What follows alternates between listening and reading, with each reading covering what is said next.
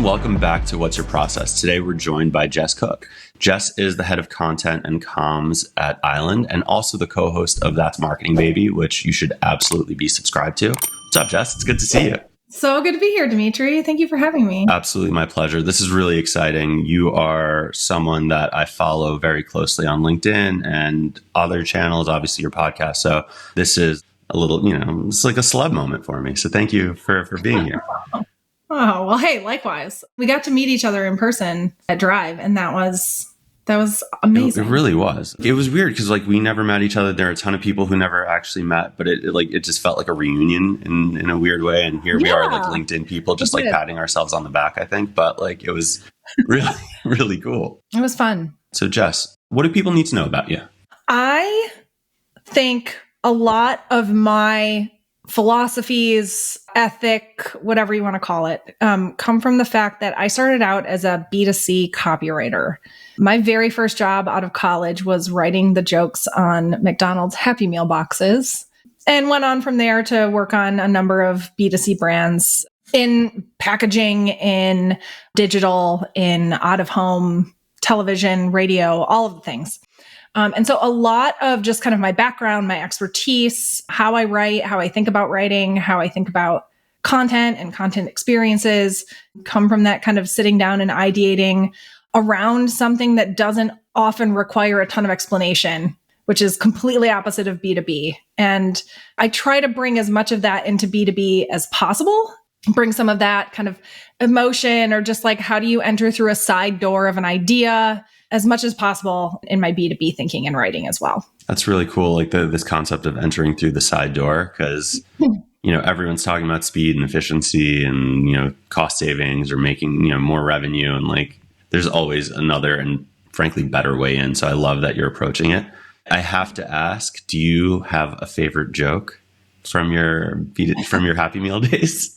Okay. This was honest to God, almost 20 years ago now. So don't judge me for my 20-year-old self writing this joke. Yes, I do. It was for, there's a movie about surfing penguins called Surf's Up. Oh, yeah. They had a Happy Meal box back in the day. And one of the jokes that I wrote was, why do surfers put most of their shirts in drawers? And the punchline was, because they can only hang 10. I don't want to get derailed. I have so many questions. It's a good dad joke. You can take that. It's excellent. I really enjoy that. And I feel there's room for a B2B Happy Meal joke kind of a thing going forward. And yeah. I couldn't think of anyone better to do it, honestly. That was awesome. So Jess, I will get us back on track, even though again, so many questions. Can you share what is one thing you're world class at? I would say I'm world-class at taking a story, an idea, and understanding how it can live in a ton of different forms and formats and channels. An award I won once, an internal award, actually at Fastly, and another at Lasso that really make me proud. We're focused on collaboration and cross-functional collaboration. So I think that's one of my superpowers is just working with others to take the content and the stories and the ideas that I have in my head and make sure that they live outside of my head, in someone else's head, that they, are exciting enough that someone would want to get on board with them and distribute them for me, put some paid behind them, turn them into an event theme or a talk, a presentation of some kind, right? So just making sure that whatever ideas and stories I'm crafting or working on don't just end up on the blog and that's the only place they go, making sure I'm working with my partners to help them understand the strength of the idea and how they could use it, get them excited about it. I think that's something I'm pretty good at. That's really cool. It's kind of like a collaborative content strategy approach, right? Yeah. Because ideas are easy. Everyone comes up with ideas to a certain extent, but execution is really hard. And within the B2B machine, there's so many different stakeholders, so many players, so many channels, so many different approaches. So getting everyone on the same page and moving in the same direction is such a hard thing to do. So this is really exciting because frankly, I don't think many people are that good at it. It's hard. Yeah. It's a lot of relationship building. And I think it's one of those things that actually validates or not an idea for you. If you are able to go to those folks and tell them about this idea, about this narrative, about this story, whatever it is that you're working on, and they get excited about it. And they're like, yeah, I could build a whole campaign around that. Yes, I can put that into the next 3 events we're doing. We have open slots for presentations. Let's use that, right? And then if you take something to them another time and they're like, I don't know, like it doesn't quite fit, or like you yourself can't even see it past a social post or a blog post, like maybe you need to rethink, like, is this worth the time and effort we're putting into it? Maybe it's not actually an idea. Maybe it's kind of a one-off tactic, and we should put our efforts elsewhere. That makes total sense. So I guess, to jump into process, how do you get started? First is really understanding like the stories that your brand has the unique ability and credibility to talk about. They really have to be rooted in the reason the product was even built in the first place, kind of the vision of what is the ideal future state that your product is working toward. And you kind of have to use those as lenses to figure out like, what are the stories that we are ourselves entitled to tell? And that, we have subject matter experts in-house that can help us tell it, because you're not going to be able to do it on your own. That we have product features and benefits to kind of back up the point of view or the story on that.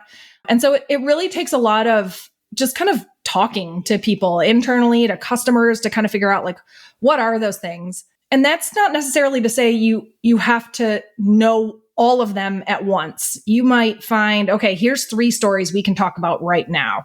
And I'm going to, map this out and figure out what those could be in terms of editorial and own spaces and social. And I'm going to talk to my comms partner and see if he or she thinks that's something that could be pitched. And then I'm going to go over here and I'm going to talk to events. And I'm going to figure out if that's something we can work into, some sort of talk presentation. I'm going to go over here and I'm going to talk to demand gen. And I'm going to see if that's something that, they could use to kind of build a campaign around, or do they have dollars to put behind this? I'm going to go over to EMEA, right? They have kind of their own engine, right? Like, is this something that's an issue or a challenge for the people in your region? So a lot of it has to do with just kind of talking to people, collecting those stories and validating them against all of the different pillars and functions within the org. And something I actually posted on LinkedIn today was, you can start small. You can, if you want to validate something, I've been calling it a minimum viable content. Like, start with a very, very small piece, just enough to validate the idea, and put it out there in a space that's going to give you enough signal. So if you have a decent enough social following, or you have a really great email list, like one of those places that might give you some feedback on that idea, and kind of see how it does. And then iterate from there. And that will give you some ammo to go to all of these partners and say, look, this is something that's resonating with our audience. I tried it once this way. It did pretty well. I tried it again this way. It did really well. I tried it a 3rd time and look at this response. That is really helpful in just trying to get people's buy-in on okay, that is an idea, and I can see how it would live in kind of my marketing silo, and how I could bring that to life. I love the experimentation angle to it, where sometimes you just need to sell it through, and there's no better way to sell it than with data and supporting evidence, and yes. To find the places where you have a strength, right? Like you said, do you have that social channel? Do you have that email list, whatever it might be? And to be able to go out and see, hey, does this make sense to you? And if the answer is yes, be like, okay, you know what? Well, we've got the signal, we've got the positive response. Let's blow this thing out. And if you're in an organization, maybe that's low on budget or is super tight on bandwidth, right? You want to make sure that the things that you ultimately invest in are going to return something, or fingers crossed going to return something. And this is such a great way to kind of show that leading indicator of, no, I got a really good response over here. Let's go. Yeah. Can I give you an example? I would love an example. So we have this one kind of topic and tone that we use for Island on this particular topic that causes a ton of frustration for our audience. And we started seeing, we tried it with one social post that was a still image, just to kind of see how it would work. And for the first time ever, and I've been at Island almost a year, I saw people react to the post with the laugh reaction. And I was like, oh, that is something that does not happen on our content. We try to pose ourselves as like a very wise kind of advisor, right, to an IT audience. And so there's not a lot of like laughter going on our posts. And so it was really exciting to see that. So we tried it again in a similar fashion, similar tone, same topic, with a GIF that kind of brought the idea to life on just another kind of dynamic angle. And same thing. And the other kind of thing that I noticed was we were starting to see the job titles and the seniority that we want as our buyers engaging with this content. So we try a third time, right? Because you can't just test it once. Once could be a fluke. You got to try it at least again. And Ari Yablok, who you met at Drive, is our head of brand. He's brilliant. And he had this amazing idea to bring this idea to life in a short video. That's a lie. It was kind of, for social, a long video. It was like 2 minutes. Oh, wow. This one performed the best of them all. And so again, we just kept seeing kind of that like scaling enthusiasm. We kept seeing the laughter reaction. We kept seeing these job titles. With the video, we started seeing a flood of comments of like, this is hilarious, or like they would tag a friend, the emojis of like, dying laughing kind of thing. Like, we don't get that on our content. And so it was so exciting to see that like we have struck a nerve. This could be a campaign. This could be a whole thing that we can hang our hat on for a while. And that just came down to like knowing the customer and like one of the things that just frustrates them to no end. So yeah, you can test small, aim small, miss small, and then you can blow it into like a really big thing if you get the engagement that you're looking for. I really like that, like test small, aim small, fail small, because you know what, like you fail with a few bucks, no big deal. You fail with, I have this concept I call disposable content, which is just like, the reality is like most of what we do gets forgotten about in an hour. So if you failed, well, an hour later, no one remembers that you failed, right? but like the big things when you have that billboard or that TV spot or whatever it might be, and it just, people remember that. You get put on lists for that. Yeah. So I really like this, and I think it makes a ton of sense, and it's a really cool way also to kind of like get out. Like you were saying, like it's more of a wise brand. Island's more of a wise brand, more of a, I'm not going to say serious necessarily, but like, it's sage-like, right? Sage-like. Yeah. I think that's I like that word a lot. It's very sage-like. And so to be able to put like that comedic twist on it is not something you might expect. Right. Right. And to see that positive response also shows you that like, oh, hey, we're still also just dealing with people who want to laugh and who, yes, clearly, you're still human. Yeah, they clearly see that you're feeling their pain, you understand what they're running into, and that you're able to create content and thoughts and ideas around what will stand out to them. So I think that's really cool. And like to start small and go big is like the ultimate path, in my opinion, at least. Absolutely. I think another nice thing about it was it's really hard to come up with definitive data around content performance, especially in social. It's really hard to tie back to revenue. It's really hard to tie back to actual conversions, right? It's one of the 300 plus touch points that someone comes across before they actually go book a demo, talk to sales, whatever.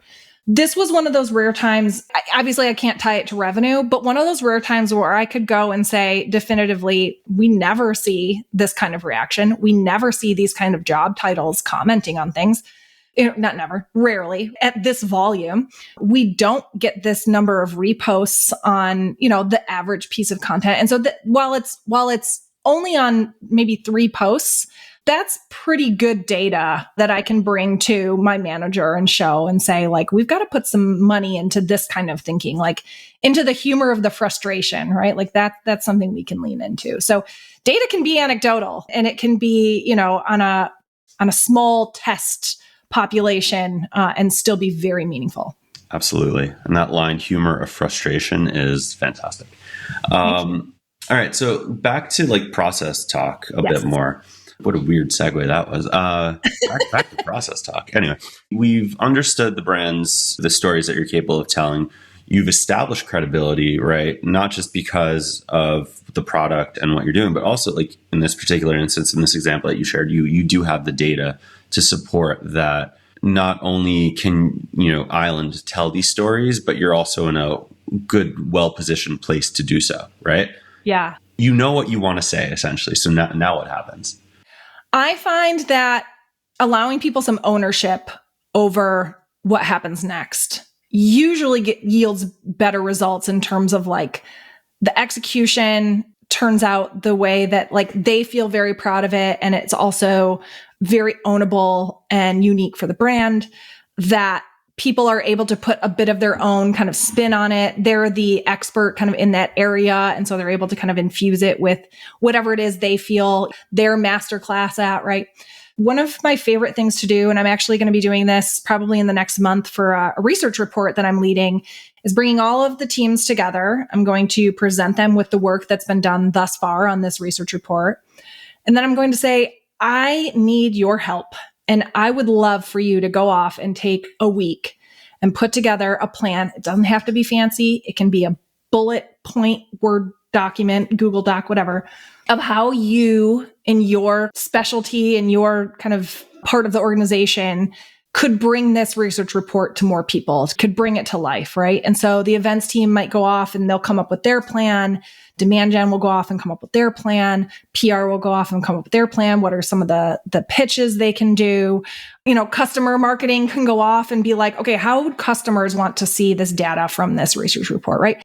And then we all come back together and we go through all of these ideas and we kind of talk through them all and understand like, okay, who's going to need to be on that, right? Because it's not just going to be the events team. They're probably going to need some support from demand gen to get that promoted. I think just bringing people together, giving them the ownership, allowing them to see the thought and the why behind everything that's been done, and then give them the autonomy and the freedom to go off and kind of use, their experience and what they know is right to go off and be able to, how are we going to distribute this? How are we going to get it in front of more people? So that stacking of distribution is really, really important. And I think a lot of it just comes down to building the relationships and allowing people some ownership to be able to take it and run with it in the way that they see fit. That's really cool. And another thing, that stands out to me is not always happening in a lot of organizations, where it's like the person who comes up with the idea owns the idea start to finish. And everyone that's involved who maybe owns a channel or who, is just one part of the distribution process, right? I'm not going to get too specific, but they feel shackled in a way, because it's like, oh, well, you know what? This was Dimitri's idea and we just got to bring it to life, and then we'll move on to the next thing. And like here, you're coming to them with this lens of, we've tested this, we know that this will resonate. We know that this is a story that we can tell. I need your help because you are the channel expert, because you are the one that's closest to the customer base. You're the one that is helping the sales team on the enablement side. And it's like, you're an expert, you're an adult. I trust you to take this and run with it in a way that makes sense. And then we'll regroup and put together like a more kind of coherent plan, or, just make sure it's aligned across the board. Like, that's really, really cool. And I mean, was that something that always came naturally to you, or is that something you've learned? No. If you remember at the beginning of the show, I said I came from B2C creative. Yes. And that was not a thing, right? Like, I wrote the words and they got put on the box if my boss said it was good. So this was absolutely something I had to learn. It's like, first of all, what do each of these silos, these departments, these people do? What is product marketing? What is field marketing? What even is that? And kind of understanding like, what can we each gain from each other, each of these kind of departments within marketing? What's the synergistic or the symbiotic relationship there? What do we each give each other that is of like mutual satisfaction? And really figuring that out first before I could understand, oh, okay, well, now that I know that, demand gen, they don't have demand gen without a piece of content behind it, or an idea behind it, or some sort of webinar behind it, right? Like, and they need an idea for that. They need a story. They need a story to pitch. And I have tons of stories. Like, they're just masters at like finding the angle that's going to get, press to pick up on it. It's like, I can just feed them that and they can go out and do that, right? I had to learn that pretty early on, of like how to work with everybody, what they actually needed from me, what I needed from them, and like how we could benefit from each other. And I think just as a person, my personality is like, I know I can't do all of this stuff, and I want this piece of content to be seen, or this idea, or this report, this, whatever it is, story to be seen by as many people as possible. And so I'm just going to need to call in the troops and get their help on this. So I think that maybe that part came naturally, of just like, hey, I can't do this on my own. And I know you all kind of know how to do this way better than me. Like, can we help each other out here? But understanding the different kind of facets and like how we could help each other at first, that was a big learning curve. It's, I think, a good lesson for everyone. And like, in particular, just like this, like how to work together and like, what do these other silos do? Like, there's so many just like amazing kind of like insights and thoughts here into, you know, I've joined this big company. I've joined this team that does something different. What is my place in it? How do I support? How do I help? How do I make sure that we're helping our customers in the best way? And it really, like, it's cliche, but like, you know, rising tide raises all ships, right? Like, if you're doing something well and there's an opportunity for someone else to do well, like, why wouldn't you figure out how to do it together and help everyone out? So I really like this approach because I think it's just super effective. It's also super empathetic, which is, it's a check plus on top, or like the cherry on top. Totally. Mm-hmm. Yeah.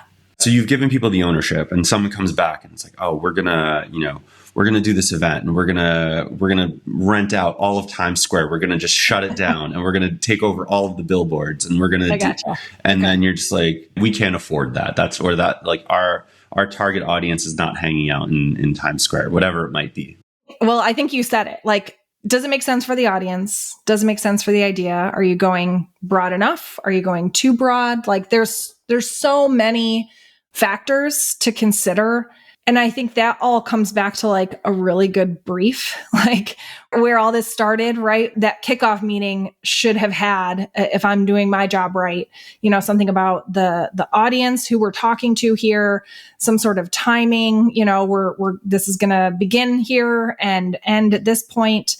Just guardrails, right? That give people the freedom to be creative, but like not go to a place where we're going to have to sit now and like completely bust down this idea because it was so outside of what we're trying to do here. So it's funny when you give people those kind of guidelines to operate underneath, I think it actually gets easier. Like, you're not trying to think of all the possibilities that you could do, right? Well, we could go to Times Square and we could do this thing. And it's like, well, yes, but this is kind of the arena we're working in. Like, what can we do in there? And then it's like, oh, okay, there's like 3 really good possibilities here, X, Y, Z, right? And I think it still gives people the freedom to make it their own, but it really lays out for them just the kind of the constraints, and it just makes it a simpler task, I think, at that point.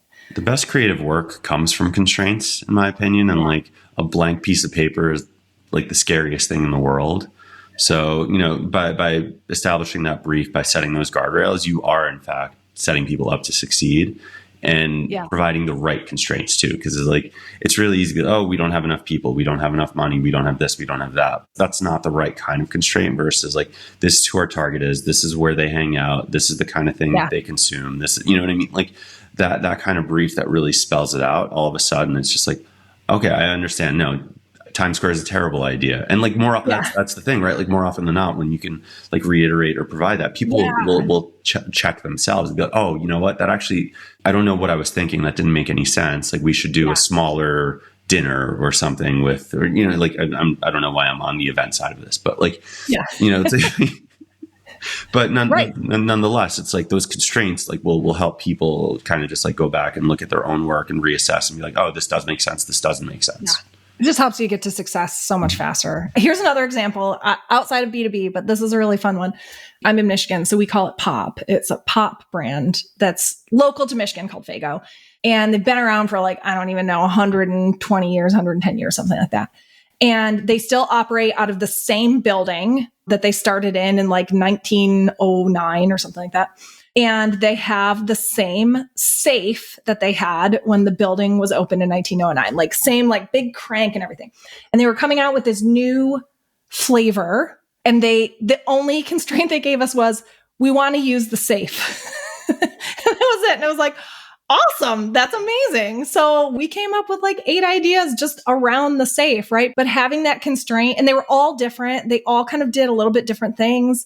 We ended up going with this crazy, like, Facebook Live was brand new. And so we did this Facebook Live where like we opened it up and there was a guy that had been locked in there for however many years. And it was amazing. It was so much fun. And the pop sold out in weeks. And so it was like really, really exciting and performed really well for us. But some people would be like, that like we have to use the safe. Like, can we get out of that? And they would spend a week trying to figure out how they could get out of it. Right. And it's like, if that is the direction we're going, let's lean into it. And I don't know. I think sometimes that's helpful. 100%. Was the guy in the safe super old when you opened it up? The flavor that came out was like a throwback from, it had been discontinued and it was really popular in the 90s. And so this guy had been stuck in there since the 90s, who's kind of a Keanu Reeves-esque character. And, you know, he looked grown up, but like he was still wearing the 90s like get up and didn't understand any technology from like anything beyond 1993. Amazing. It was really fun. That's awesome. I'm going to have to look that up. I will try to find it and throw it in the description because that's there we go. Excellent. I'll try to find it for you. Oh, thank you, Jess. Moving forward, we've got the plan. I don't know how to do this naturally. Like, it feels weird. You know what I mean? This is great. Hey, you know what? This is the creative process. It's weird. We talk about pop and safes. We talk about Happy Meals. We talk about actual process sometimes. It's a grab bag. You don't know. And I love this stuff. Like, I think it's so much fun. And there's so many like good kind of like bits to pull from all these, you know, different anecdotes. And I don't know, there's a whole B2B, B2C, like what's actually the different conversation path that we could go down. But like, ultimately, I think there's a lot more overlap and a lot more lessons learned from either side that either opposing side could apply. That, I don't know, maybe we just need more jokes and maybe we need to lock more people in safes. I don't know. +1 to that idea. Yeah. And yeah, breaking news, B2B company locks person in safe. Shares plummet. Hits goal in first quarter. Awareness is through the roof, but you know, oxygen levels are getting low. Yeah. All right. So we've got the plan down. Now it's time to execute, right? Yep. Is that as straightforward as everyone gets to work, or are there other considerations there? Oh, so many considerations. As you know, this is like where you excel, right? Yes. This is maybe where you would lead people to believe you excel. This is where you've got to figure out, like, okay, do we have the resources to do all these things that we have in this beautiful plan? Where can we go out and get, you know, some contractors to help us do this? Do we need an agency? Do we take this in-house, right? Like, all of those decisions also have to be made, and they also have to align with the goals and the constraints. So that takes some planning as well. There are, you know, obviously some things you want to keep in-house. Usually if I'm trying to decide, like, when in doubt, like I'm always going to keep strategy in-house and simple kind of turnkey execution with a contractor. So for instance, you know, you're doing some sort of ad campaign, right? You probably want your best like designers and your brand people on that assignment to figure out the concept and the initial design. And then once you have that approved, like, pass that off. Don't have your best minds, creative minds, working on resizing and sourcing images or whatever, animation, things like that. Like, that can all be done outside. If you're working on some sort of like, okay, I can see this coming to life in a series of 3 blog posts, right? Your content marketing manager can get that idea down, write some abstracts, some great titles, get that sold in, and then hand it off to a writer and they can move on to the next thing, right? So again, like, when in doubt, try to keep the strategy stuff, the high level thinking, the big picture stuff with your team, and then pass it off for the actual like sprint to the end. I'm straight up just chopping that and using that for the creative brand because you said it way better than I ever could. But you're spot on here, where it's like we've kind of come into this time where, and I always get in trouble for saying this, and like, I love the makers, I love the creators, I am one myself, but like, making has become easier. Yes. There's a lot more people that are doing it. I'm not going to get into the AI thing here, but like, there are means and things that can be done, but like, thinking is so hard. Strategy is hard, and making sure that, like, especially going back to like that initial point or like step 1 in the process of like, can I tell this story? Can we tell this story? Like, understanding what you're trying to say and who you're trying to say it to and how they'll receive it. Like, there's so much nuance, so much subtlety there that you can't just be like, oh, you know, we have this idea and then someone just writes it and it works. It's never that easy. Thinking is way more important than the making, because the making can get done no matter what. The thinking, not everyone can do. Absolutely. Yeah. So we have come up with the strategy. We've checked the resources. We've insourced what we need to insource. We've outsourced what we need to outsource, right? At that point, like, are you thinking about reviews? Are you thinking about how the content ultimately gets created? How are you approaching it once you figured out like the resourcing side of it and the strategy? Yeah. Reviews are a big thing. And that is like, it can just choke up a program if you don't have kind of an idea of how are you going to get approvals? How are you going to get this like actually shipped? Something I like, good old racy model is fine. It works, right? It's like, who do I really need feedback from? And who can I just kind of like, if I think it makes the program better, take the feedback or not? I think there's a really important distinction there. You do, contrary to, I think what a lot of SMEs will tell you, you don't have to take everyone's feedback. There are certain people you absolutely have to take their feedback, and you have to figure out who those people are. So that's a big one. Document that. I think that's a thing, and help them understand when you're going to need feedback and the lift of it, right? How often am I going to need you to be looking at something? Every 2 weeks, every day at some point? It happens sometimes, right? When you're down to the wire and you've got like a TV commercial going out and you're like, okay, here's V422. Take a look, right? We tweaked the thing at the very end that no one's going to notice, but you got to take a look. That is really, really important. And then I think that the thing to think about, and that you should have been thinking about kind of all the way, is the measurement, right? This thing goes live, you get your approvals, this thing goes live, and it's like, what are the things that are going to matter and tell us if this actually worked or not? And that's going to be a little bit different for any program depending on the goal of it, right? If it's awareness, maybe you want to look at branded organic search. Like, did that go up, right, over the 3-month period this was out?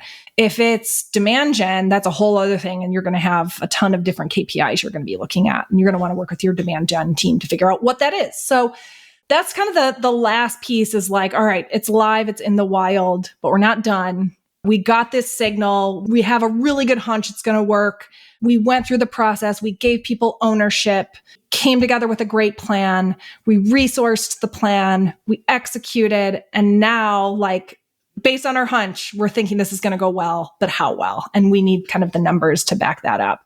If it does go well, and hopefully it does, because you've kind of done the upfront work to make sure it does, you want those numbers to be able to indicate to sales and customer success and all of the go-to-market team and your engineers who work so hard to create the product, like, this is what we're doing for you. This is what we were able to get for you. This is what we were able to do with this program to continue to build this company. And that's really important, not only for, your team to have that information, but for morale, for the company, for understanding what marketing actually is doing for someone who doesn't always understand marketing being outside of the organization. It comes back to the data again, right? Ultimately, like, this process and the way you think about this work, like, I think it's really cool because you've got the creative components that are unmeasurable in a way, and that, take you to some interesting places at times potentially. And then you've got the data backed side of it where it's like, you know what, we need more room for creative because it is working. You know what I mean? Yeah. It's not just like, let's do the short-term thing and let's just get those like short-term leads and short-term deals and we'll figure out the long-term later. It's like, we're going to balance both, and we're going to do it in a way that like builds and builds and builds. Like, again, like going back to the very beginning, like those kind of like, small, those experiments and the MVC, which is also just so cool. Like that MVC and how it informs this broader, bigger campaign that now came from this like idea, this creative kind of like question of like, what if, and now is making money. Yeah. And this can take a lot of time. Like, I don't want people to think this is like a 2-month window. It might be if the final kind of result is a smaller program. But if this is like a big, like this big research report I'm working on, this is a 8, 9, 10 month, that's a big thing. You're spending a ton of money on it. You're giving it to kind of all of your constituents to get out into the world, right? Like, it takes some time to steer a ship like that. So also, don't be worried if like it takes time, because that's just the process. That's a great PSA. Is the report what's next for you and for your process? Yeah, we're working on it right now. We've got 2 surveys in the field. We're going to kind of compare and contrast some answers from 2 different groups of respondents, which is really exciting. And we're going to have this great kind of gated asset We're going to have some really interesting data that, we'll be able to use everywhere. The the landing page, the ad creative, and social for a very long time. Sales is going to eat this stuff up. They love these numbers, right? If I'm able to say that, hey, the top 3 contributors to this issue can all be resolved with Island, that's a big deal. Yeah, it's exciting. It's a big piece. It's one of those big kind of ships to steer and course correct and continue on its path as it goes. But yeah, super excited for it. Not to put you on the spot, is there an ETA for launch? Early next year. Amazing. So again, we're okay. You already gave the date away. It's October 25th. I've been working on this for already 3 months, right? So yeah, it's a process, but I think something like that, the fruits are worth the squeeze, the juice. That old saying. It's going to be great. It is going to be great. Jess, thank you so much. This was a ton of fun, super informative. I loved hearing about this. For the people consuming this content, follow Jess on LinkedIn, subscribe to That's Marketing Baby. Jess is awesome. You will not be disappointed. Thank you, thank you, thank you. Let's do this again. Yes, absolutely. Thank you, Dimitri. This was amazing. All right. I'll talk to you soon. Bye. Bye.